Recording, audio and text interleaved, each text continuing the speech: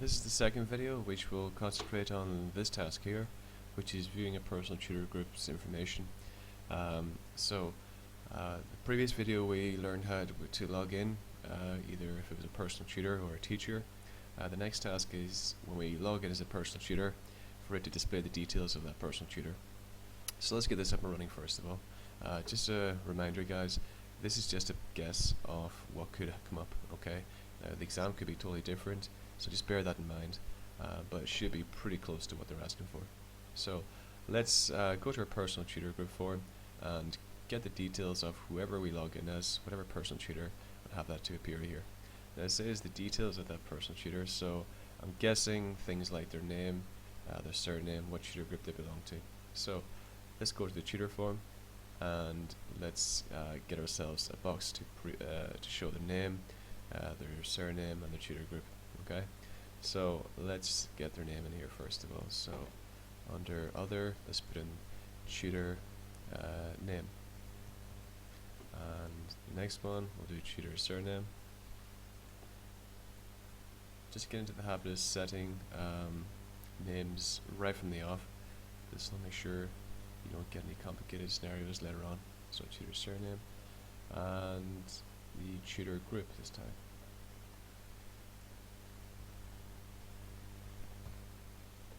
Right, so what information are we getting? We want to first of all log in as a tutor. I'm going to log in as Smith J, okay, with the password pass. Just also bear in mind it is case sensitive. If you spell it with a capital S when it should be a small s, or vice versa, it won't work, so make sure you spell it as it is in the table. So Smith J, password, log in. Let me just save this actually first of all. Close it. Log in, and it brings me straight to here. However, it's not showing me the name, surname, or the tutor group that belongs to Smith J. So that's the information I gotta get across inside here. So for that to happen, we need to create a query that takes the information from the login form and displays it in here. Pretty simple to do. So design view. To add a query to this, we'll, as usual, we'll click on the gray area and we'll go with data. To build a query under record source, we'll click on the three dots and we'll bring across the information we want. The information we want, being the tutor details, will be under obviously the tutor table. Let's close it down. So what do we want to know about this tutor? Well, name and surname would be a good start. The tutor group they belong to, obviously, that'd be good. We don't need to know specifically what their username or password is. However, we do need the username to decide on which tutor group or which tutor's details to display, because what we're going to do is when we bring this in, under the criteria we're going to reference the login form so we can check who is logging in and show us the details of that person. So username. Right. Let's save this. Close. It's just disappeared here for some reason. Let me just find out what's going on here. Let's close this down and let's try to see if that's saved. Yeah, it's there. It's just disappeared for a second. Okay, strange.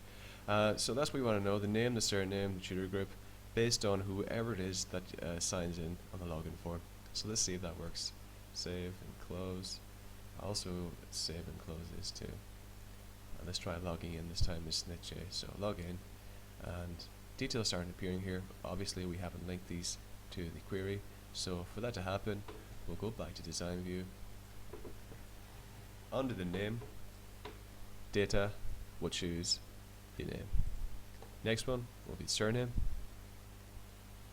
And finally the tutor group that this tutor belongs to. There we go.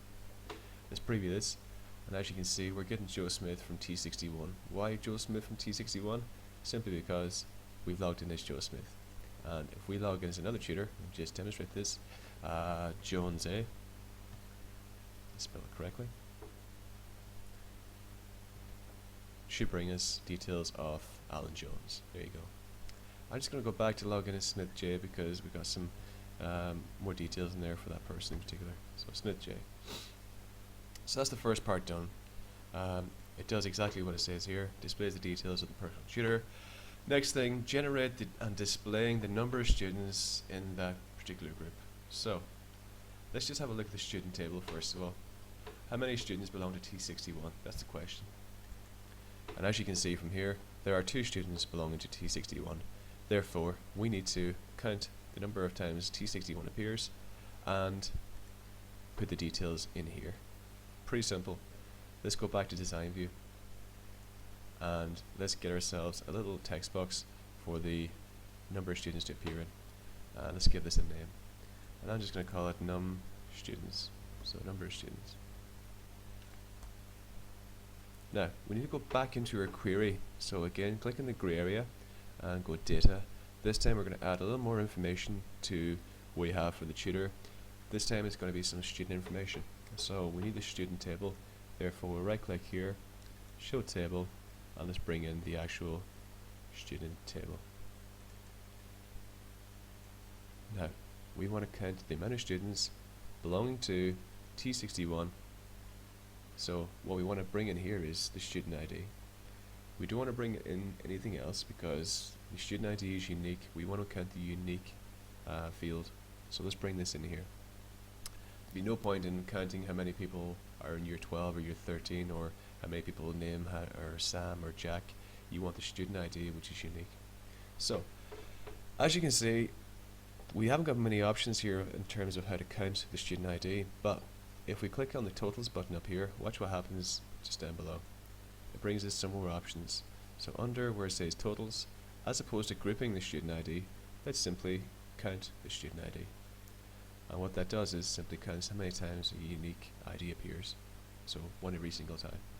So let's save this and close this. And let's go back to our form. Inside here, we want the number of students to appear. Therefore, under data, we'll choose count of student ID. Notice that student ID doesn't appear here by itself. It's called count of student ID, and that's really important. So this is going to tell us how many students appear inside T61.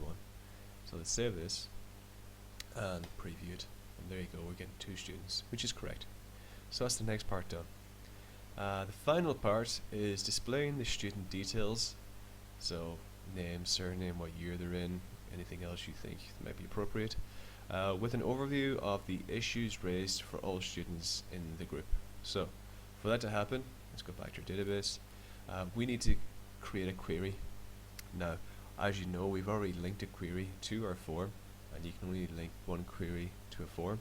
Therefore, we're going to create an external query inside the query section here that will tell us this information, the student details and the issues that they've raised, or teachers have raised for them. So let's go create, query design, and as you can see, it's the same menu as you had before, except this time it's not inside the form yet. So we want to know student details, which will come from the student table, and what issues they've been causing. Now this could also be issues that they've done well. So although that doesn't sound correct, in the paper it says issue could be deemed as something that they've done well, like a merit. So let's bring in issues raised. Now, it only says an overview of the issue, so I'm not going to bring in things to do with the comments or the date. I'm just going to bring in the actual issue, so what it was for.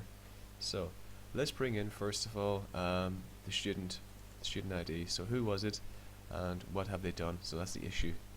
Okay, so that's the student, the issue raised, and let's bring in some details of the student.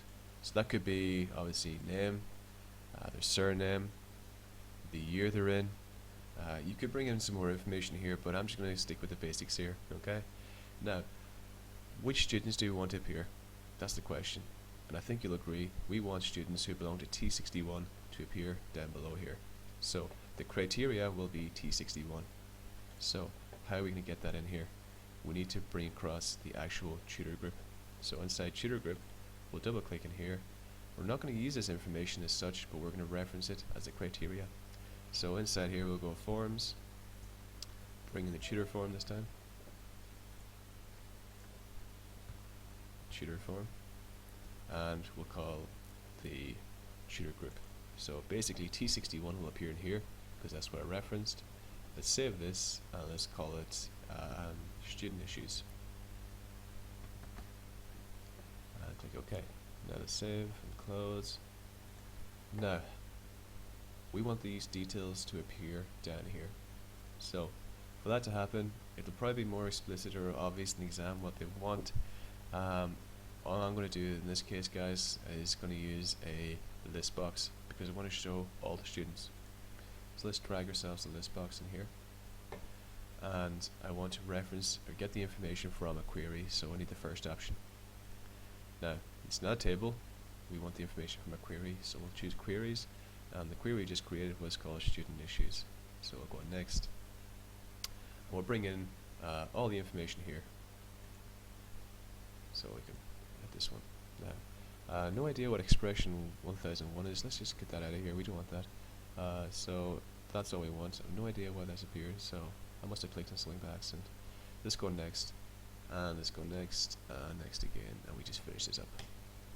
Now, hopefully now when we preview this, we will see details of the students who've raised issues. Now as you can see, there are only 2 students in my form, or in Joe Smith's form, but we're getting 3 results. That's actually correct, because the only reason we're getting 3 is because this student here has committed 2 different offences, or 2 different issues have been raised. So that's working correctly. It's showing me the details of the student here, and it's showing me an overview of the issue that's been raised, and I think you'll agree that is all it's asking for at this point. So that concludes this task. Good luck with getting that working. It should be pretty straightforward. The next video will focus on task number 3, which is viewing issues for a particular student. So good luck with that.